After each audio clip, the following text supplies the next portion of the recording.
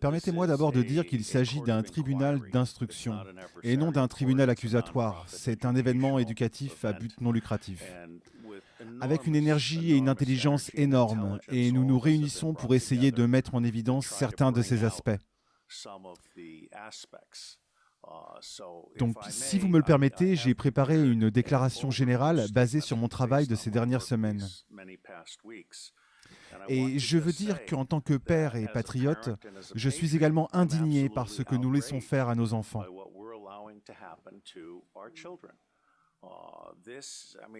Ce que je veux dire, c'est que l'humanité est jugée par la façon dont elle traite les membres les plus vulnérables de la société. Permettez-moi de dire, bien que la pédophilie signifie l'amour des enfants, n'a rien à voir avec la maltraitance des enfants. Ces enfants ne sont pas seulement kidnappés et dans certains cas élevés par des familles comme culture commerciale. Nous avons des gens aux États-Unis qui élèvent des enfants dans le but de les vendre. Et lorsqu'ils sont vendus, ils sont vendus sans certificat de naissance, ce qui signifie qu'il est plus facile de les tuer, et que donc personne ne demande où ils se trouvent. Nous importons également des enfants par avion, encore une fois, des enfants qui n'ont aucune documentation. Il ne s'agit pas seulement d'esclavage d'enfants ou d'abus sexuels, mais c'est aussi la torture des enfants, parce que vous avez le sang adrénalisé. Vous avez des cérémonies de consommation de sang du monde satanique.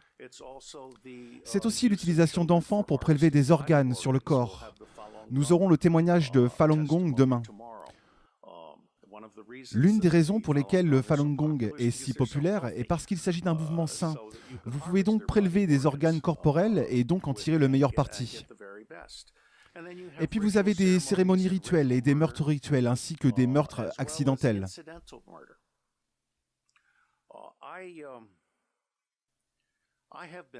J'ai été espion et je ne suis plus infiltré. Je suis sous contrat à vie et je vous le dis sans aucun doute, il n'y a aucun secret dont je me souvienne. Donc si je vais en Iran, ils peuvent me torturer. Il n'y a plus rien pour eux qu'ils puissent obtenir. Mais je connais le système. J'ai été espion dans le monde entier. J'ai créé le Marine Corps Intelligence Command.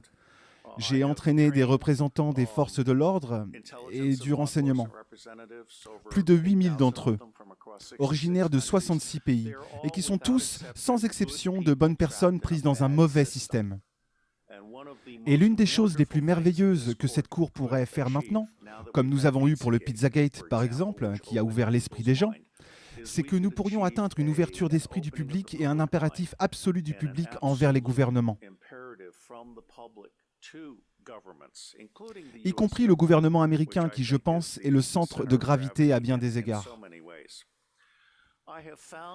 J'ai trouvé dans mes recherches, en préparation de cette cour et tout le travail qui suivra, que la plupart des organisations qui finissent par être utilisées pour exploiter des enfants, Oxfam en est un exemple récent, toutes les organisations à travers les États-Unis, les Boy Scouts d'Amérique, toutes les agences de services à l'enfance aux États-Unis n'ont pas commencé comme des organisations pour exploiter les enfants, mais elles finissent par attirer les pédophiles. Et en fin de compte, les pédophiles montent hiérarchiquement et finissent par contrôler ces organisations, de telle sorte qu'une organisation qui a initialement commencé à servir les enfants devient une organisation qui, en fait, chasse les enfants. Et l'un de nos distingués commissaires a écrit un livre absolument merveilleux intitulé « Les chasseurs d'enfants » que je recommande à vous tous comme résumé du sujet.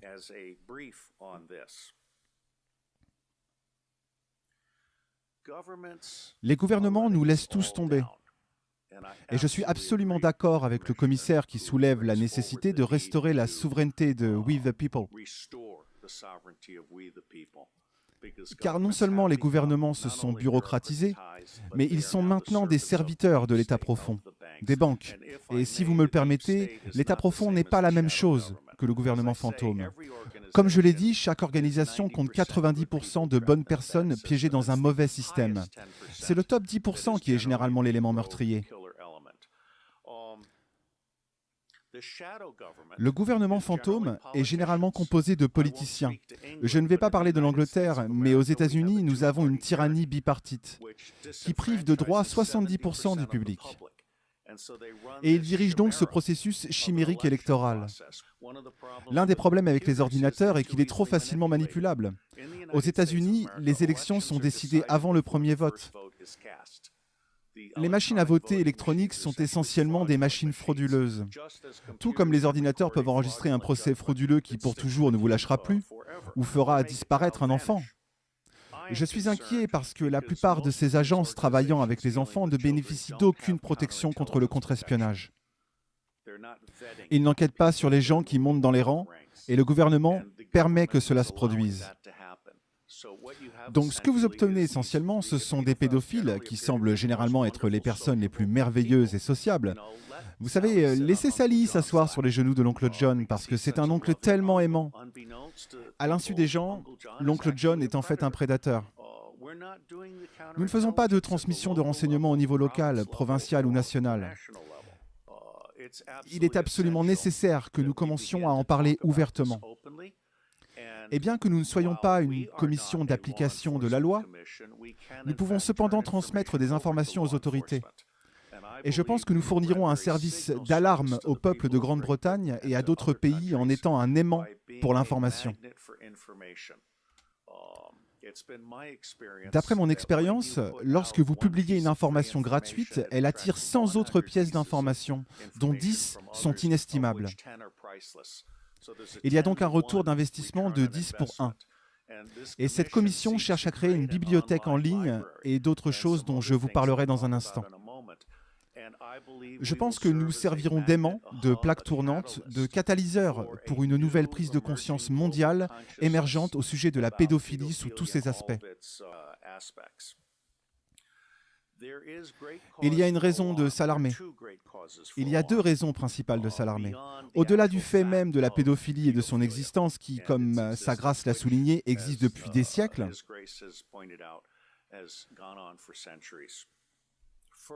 premièrement, il semble que l'élite ait cherché à infecter les agents des forces de l'ordre locales et provinciales avec un goût pour la pédophilie.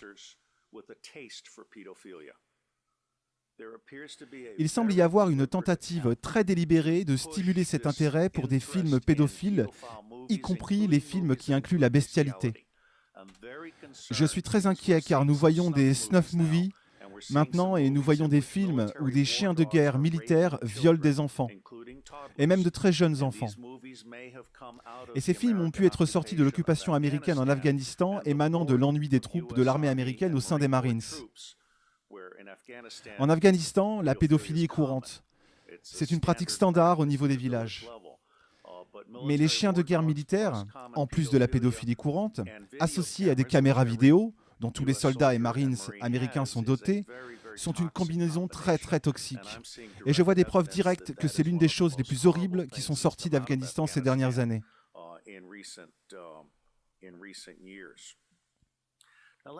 Maintenant, permettez-moi également de vous dire que nous avons une deuxième préoccupation. Comme le témoin l'a magnifiquement défini, il s'agit de l'extraction d'actifs. Son message principal est que le même mécanisme qui dépouille les familles de leurs enfants dépouille la richesse de ceux qui en sont victimes. Il ne s'agit pas seulement des lanceurs d'alerte, mais comme nous le verrons mercredi, les maris sont assez stupides pour essayer de cacher leur argent en le transférant à l'étranger, pour ne pas avoir à le partager avec leurs femmes. Et ce que les maris font quand ils remettent leur argent à des intermédiaires, qui font partie de ce système, c'est de se marquer eux-mêmes comme cible. Ils pourraient tout aussi bien faire une marque sur leur front, car ils sont maintenant devenus la proie d'un système identifiant les gens qui demandent à être dépossédés.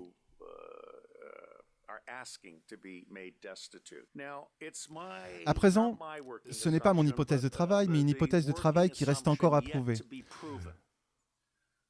Que le nombre total d'enfants qui disparaissent dans le monde est proche de 8 millions d'enfants.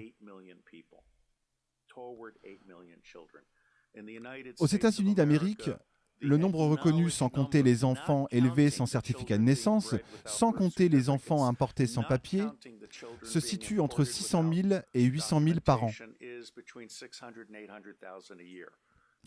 Imaginez maintenant l'Afrique et l'Asie de l'Est et tous ces autres endroits. Personnellement, je pense que le nombre que nous voulons essayer de documenter dépasse de loin les chiffres officiels. Et nous devons encore savoir quel est le nombre réel.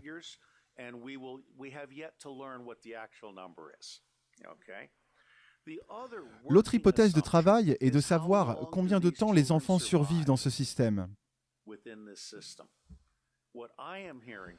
Ce que j'entends des témoins à qui j'ai parlé, c'est 2 ans. Cela peut être plus long, peut-être 4 ans, peut-être 6 ans. Mais dans la plupart des cas, ces enfants sont tellement maltraités. Nous parlons ici de viols toutes les heures, de telle sorte qu'ils atteignent leur date d'échéance dans les 2 ans. Puis ils sont soit tués en toute impunité, ou tués de façon rituelle, si c'est pour cela qu'ils ont été élevés. Je pense donc que nous devons le documenter.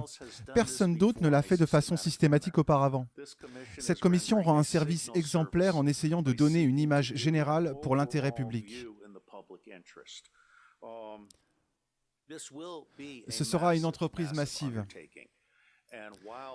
Et alors que la tentative préliminaire est de faire un effort de 6 à 9 mois sous réserve de la disponibilité des fonds et de la disponibilité des témoins et aussi des prisonniers,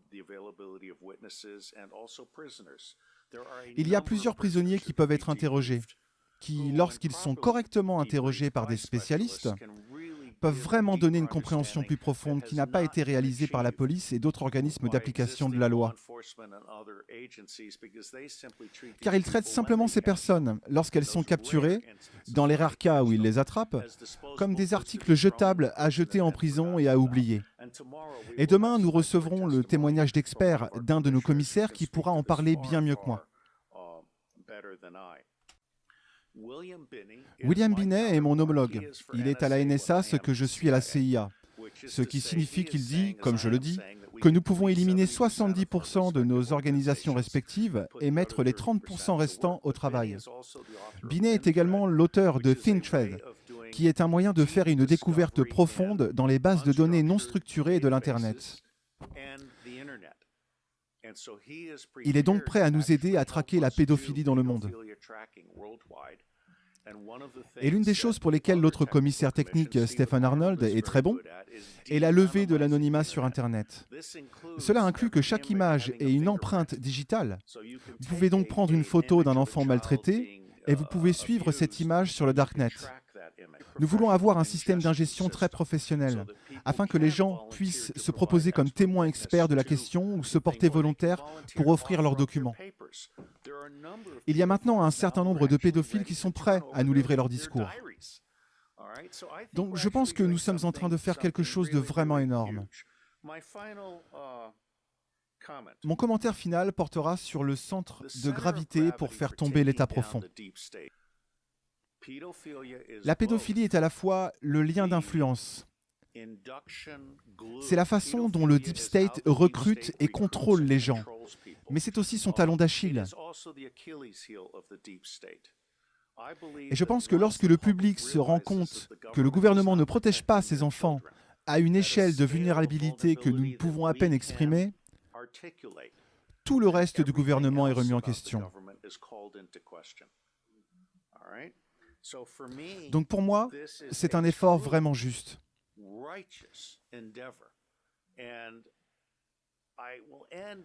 Et je terminerai en disant que, autant que cela puisse mettre les Britanniques en colère, pour moi, le centre de gravité du changement est le public américain. Car si le public américain est en colère, nous cesserons de soutenir les dictateurs à l'étranger et nous fermerons toutes nos bases militaires à l'étranger. Je suis sur le dossier en tant qu'officier des opérations de la CIA et je dis que nos milliers de bases à l'étranger ne sont pas là pour la défense nationale. Elles sont là pour servir de refuge à la contrebande d'armes à feu, d'or, d'argent liquide, de drogue et de jeunes enfants.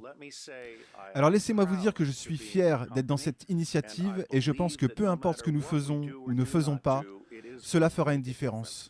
Dieu vous bénisse.